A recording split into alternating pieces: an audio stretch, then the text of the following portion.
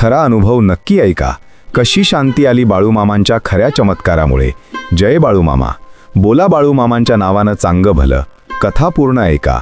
मित्रांनो, तुम्ही कधी असं पाहिलंय का की घरातली एखादी मुलगी लहानपणापासूनच मोठमोठी स्वप्न पाहते. तिच्या डोळ्यांत भविष्याची चमक असते, पण परिस्थिती मात्र तिच्यासाठी कधीच सोपी नसते. घरात गरिबी असते, आईबाबांच्या खांद्यावर कर्जाचा डोंगर असतो आणि समाजाच्या बंधनांनी तिच्या पंखांना उडायच्या आधीच कापून टाकलेलं असतं.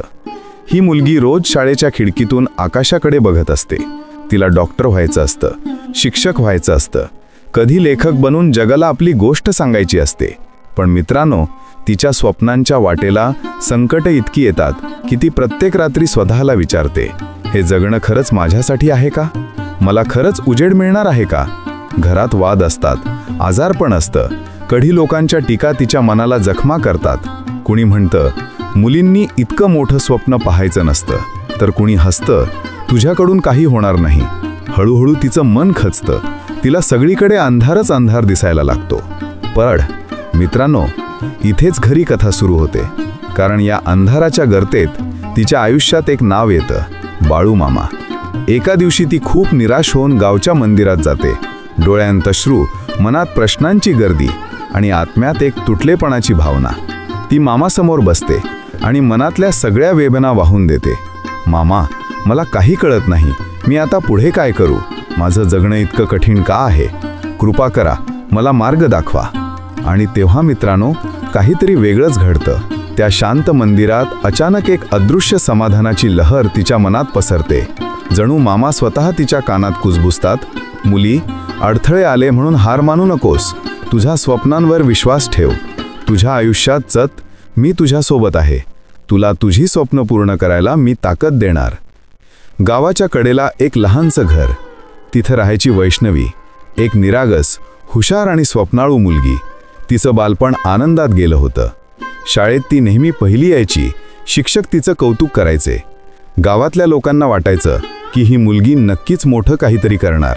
वैष्णवीचं एक स्वप्न होतं, डॉक्टर होऊन गावातील गरिबांना मदत करायची. पण नियती नेहमीच वेगळे डाव खेळते. 12वीची परीक्षा झाल्यानंतर अचानक तिच्या शरीराला एक विचित्र आजार जडला. अंगात शक्ती नसायची, थकवा सतत जाणवायचा. थोडं चाललं की दम लागायचा. कधी ताप, कधी अंगदुखी. आई वडील तिला डॉक्टरांकडे घेऊन गेले. तपासण्या झाल्या. डॉक्टरांनी गंभीर चेहऱ्यानं सांगितलं की हे आजारपण लांब चालेल. औषधं, इंजेक्शन, हॉस्पिटल, खर्च खूप आहे. हे ऐकताच तिचं कुटुंब हादरलं. तिचे बाबा साधे शेतकरी, आधीच दुष्काळ, बँकेचं कर्ज, शेतीतून येणारा कमी उत्पन्न, यामध्ये एवढा मोठा खर्च कसा भागणार? आईच्या डोळ्यात पाणी, भावंड चिंतेत. वैष्णवीचा चेहरा, जो नेहमी हसरा असायचा, आता फिकट झाला होता. तिच्या मनात सतत विचार, माझं डॉक्टर होण्याचं स्वप्न आता कधीच पूर्ण होणार नाही. माझं आयुष्य अर्धवट थांबणार आहे. रात्री उशिरा ती एकटीच रडायची. एकदा तर तिनं आईला म्हटलं, आई, मला जगायचं नाहीये. मी थकून गेले. हे दुःख, हा त्रास आता सहन होत नाही. आईच्या डोळ्यातून धारा वाहू लागल्या. तिनं मुलीला घट्ट मिठी मारली आणि म्हणाली, बाळ, असं बोलू नकोस. संकट आली आहेत खरी, पण संकट कायमची नसतात. श्रद्धा ठेव. बाळूमामांचं नाव घे, ते नक्की तुला वाचवतील. बाळूमामांचा आश्रय. आईच्या या शब्दांनी वैष्णवीच्या मनात थोडीशी आशेची ठिणगी पडली. दुसऱ्या दिवशी बाबा तिला घेऊन बाळूमामांच्या समाधीकडे गेले. समाधीपाशी पोहोचताच वैष्णवीच्या डोळ्यातून अश्रूंचा पूर आला. तिनं जमिनीवर डोकं टेकवलं आणि मनापासून रडत म्हणाली, मामा, मला जगायचंय. मला माझं स्वप्न पूर्ण करायचं आहे. माझं आयुष्य संपवू नकोस. मी तुझ्या पायाशी आले. मला आधार दे. त्या रात्री वैष्णवीला एक विलक्षण स्वप्न पडलं. तिनं पाहिलं, बाळूमामा सोन्याच्या आसनावर बसलेले आहेत.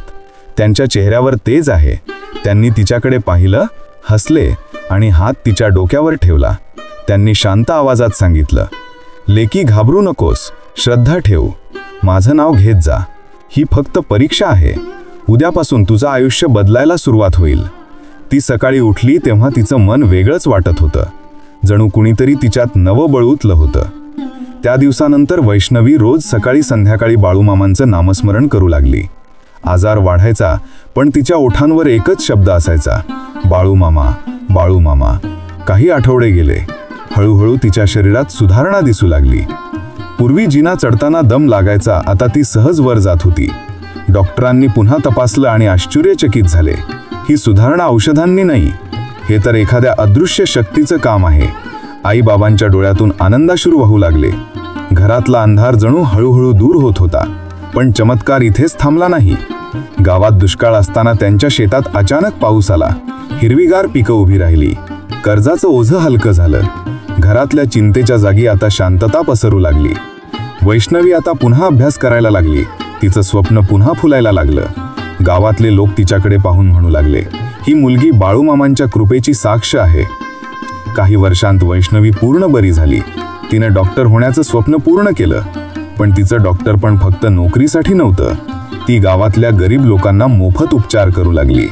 जेव्हा ती रुग्णांशी बोलायची तेव्हा नेहमी म्हणायची, मी स्वतः मृत्यूच्या दारातून परत आले आहे. हे माझं आयुष्य बाळूमामांचं देणं आहे. त्यांनी मला फक्त आरोग्य दिलं नाही, तर खरी शांती दिली. गावात आता तिचं नाव आदरानं घेतलं जाऊ लागलं. लोक तिच्याकडे पाहून म्हणायचे, श्रद्धा आणि बाळूमामा असतील तर कोणतंही संकट जिंकता येतं. वैष्णवीने स्वतः अनुभवून घेतलेले उपाय. नंबर 1, रोज नामस्मरण करा. वैष्णवीला जेव्हा जीवनात अंधार दाटून आला होता तेव्हा तिने बाळूमामांचं नाव ओठांवर घेतलं. रोज सकाळी उठून आणि रात्री झोपण्यापूर्वी तिने फक्त काही मिनिटं नामस्मरण सुरू केलं. सुरुवातीला तिला फारसा फरक जाणवला नाही, पण हळूहळू तिच्या मनात एक स्थिरता, एक शांतता तयार झाली. संकटं अजूनच होतीच, पण ती सामोरे जाण्याची ताकद तिच्यात तयार झाली. तिचं मन निराशेतून बळकट होऊ लागलं. जे काम अशक्य वाटायचं ते साध्य होऊ लागलं. नंबर 2, श्रद्धा ठेवा. सर्वात महत्त्वाचं म्हणजे तिनं स्वतःवर आणि बाळूमामांवर श्रद्धा ठेवली. लोक काय म्हणतात, समाज कसा हसतो, घरची परिस्थिती किती वाईट आहे, याकडे तिनं दुर्लक्ष केलं. तिला ठाऊक होतं, माझ्या मागे मामा आहेत, मी हरू शकत नाही. श्रद्धेमुळे तिच्या आयुष्यात आश्चर्यकारक बदल घडले. वडिलांचं आरोग्य सुधारायला लागलं. अभ्यासात तिला नवी उमेद मिळाली. गावकऱ्यांनी तिच्याकडे आदरानं बघायला सुरुवात केली. याचं कारण एकच, तिनं श्रद्धा कधीच ढळू दिली नाही. नंबर 3, मन मोकळं करा. पूर्वी वैष्णवी तिच्या वेदना मनात दडपून ठेवायची. त्यामुळे तिचं मन जड, ओझं भरलेलं व्हायचं. पण बाळूमामांच्या समाधीपाशी बसून तिनं स्वतःला व्यक्त करायला शिकलं. रोज थोडा वेळ ती मामासमोर बसून आपल्या समस्या सांगायची. जणू ती आपला सगळा भार त्यांच्यावर सोपवायची. आणि आश्चर्य म्हणजे ती समाधीपाशी उठून जेव्हा परत यायची तेव्हा तिचं मन हलकं झालेलं असायचं. ज्या समस्यांचा डोंगर वाटायचा त्या आता तिला छोट्या भासत होत्या. नंबर 4, मिळालेली कृपा वाटा. सगळ्यात महत्त्वाचा उपाय. जेव्हा वैष्णवीच्या आयुष्यात बदल घडले तेव्हा तिनं ती कृपा स्वतःपुरती ठेवली नाही. गावात एखादी मुलगी निराश झाली की वैष्णवी तिच्यासोबत बसून नामस्मरण करायला सांगायची. एखादा आजारी माणूस असेल तर त्याला ती मामा समाधीपाशी घेऊन जायची. गरीब मुलांना शिकवायचं तिनं सुरू केलं. तिला समजलं होतं की कृपा म्हणजे फक्त आपल्यासाठी नसते, ती इतरांना वाटल्यावरच वाढते. नैतिक धडा. मित्रांनो, जीवनात संकट आली की आपल्याला असं वाटतं की बस आता सगळं संपलं. पण खरी गोष्ट अशी असते की ती संकट म्हणजे शेवट नसतात, ती आपल्या श्रद्धेची खरी परीक्षा असते. वैष्णवी निराशेच्या गर्तेत बुडाली होती. तिची स्वप्न विझली होती. तिच्या मनात काळोख भरला होता. पण बाळूमामांच्या नावाने, त्यांच्या कृपेनं तिला परत आरोग्य मिळालं, धैर्य मिळालं आणि सर्वात महत्त्वाचा म्हणजे अंतःकरणातली खरी शांती मिळाली. म्हणून लक्षात ठेवा, खरी संपत्ती म्हणजे पैसा नाही. खरी संपत्ती म्हणजे समाधान, श्रद्धा आणि आत्मिक शांती. आणि ती फक्त देवाच्या नावाने, नामस्मरणानं मिळते. बाळूमामा एकच शिकवण देतात, श्रद्धा ठेवा, नामजपा. संकट मोठी असली तरी श्रद्धेने ती दूर होतात आणि मनातली खरी शांती फक्त श्रद्धेनेच मिळते. जर तुम्हाला माझा व्हिडिओ आवडला असेल तर लाईक, शेअर, सबस्क्राईब आणि कॉमेंट करून लिहा जय बाळूमामा, जय बाळूमामा, जय बाळूमामा. बाळूमामांच्या नावानं चांगलं भलं.